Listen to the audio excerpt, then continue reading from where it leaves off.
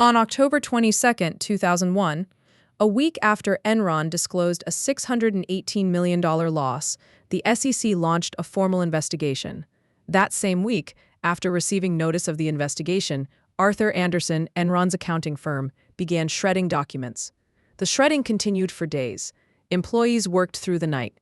Boxes were taken to the parking garage.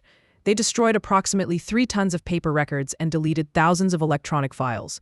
The thing about shredding, you have to be very certain nothing survives.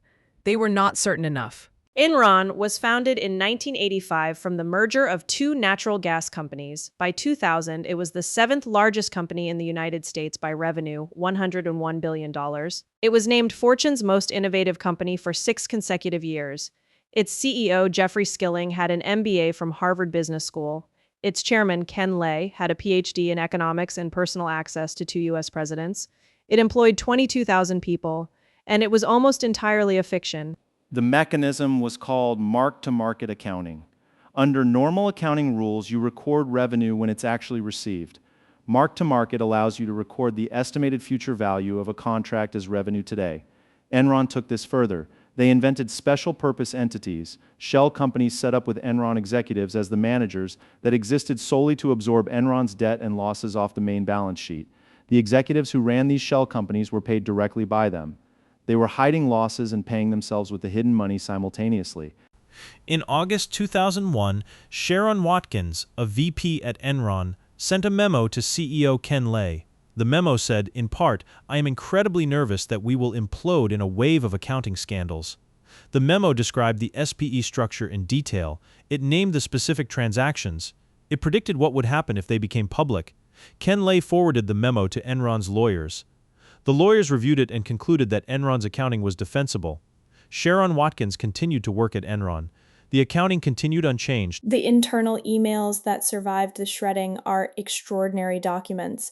In one, an executive writes about selling Enron shares and notes that the numbers don't look good.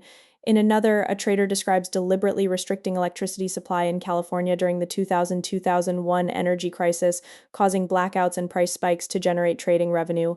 The trader calls it getting money from Grandma Millie. The California energy crisis, which cost consumers an estimated $40 billion, was partially manufactured by Enron traders on phones in Houston. On December 2001, Enron filed for Chapter 11 bankruptcy. At the time, it was the largest bankruptcy in U.S. history.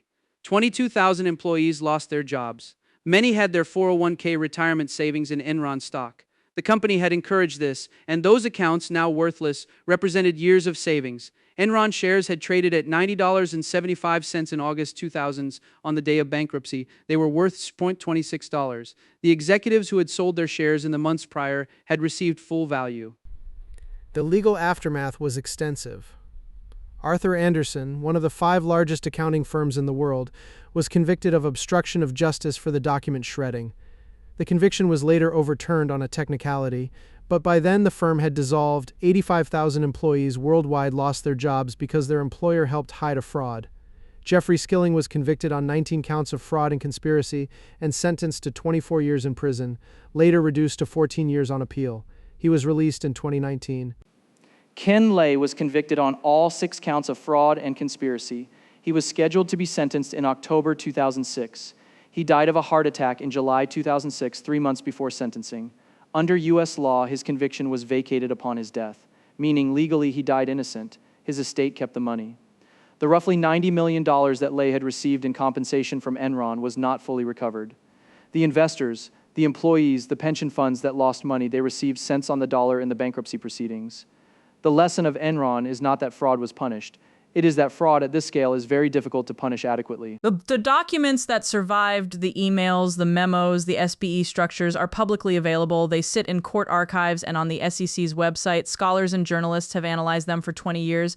What they show is not a conspiracy of a few bad actors. What they show is a corporate culture in which everyone understood that the numbers were wrong and in which everyone from the board of directors to the junior analysts made a decision to keep going.